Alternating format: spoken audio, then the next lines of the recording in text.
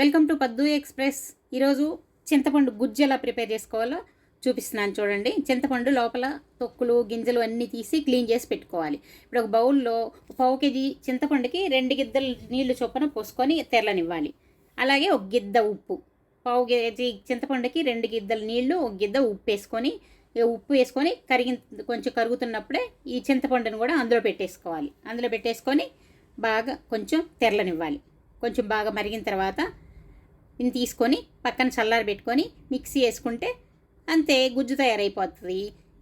ఇది చింతపండు మన పులిహోర చేసుకుంటాం కదా, అది చేసుకోవాలన్నా కూడా ఈజీ అండి. ఈ గుజ్జు కలిపేసేసుకొని తాలింపు వేసుకోవటమే. అలాగే పప్పుల్లోకి, చారుల్లోకి, పులుసుల్లోకి అన్నిటికి కూడా చాలా తొందరగా ఇది రెడీగా ఉంటుంది కాబట్టి ఈజీగా అయిపోద్ది అనమాట. మన చింతపండు వేసి పిసుక్కొని చాలా టైం పడుతుంది కదా, ఇది ఈజీగా ఇలా వేసేసుకోవచ్చు. ఎలా ఉందండి? ఇష్టమైందా? అయితే లైక్ చేయండి.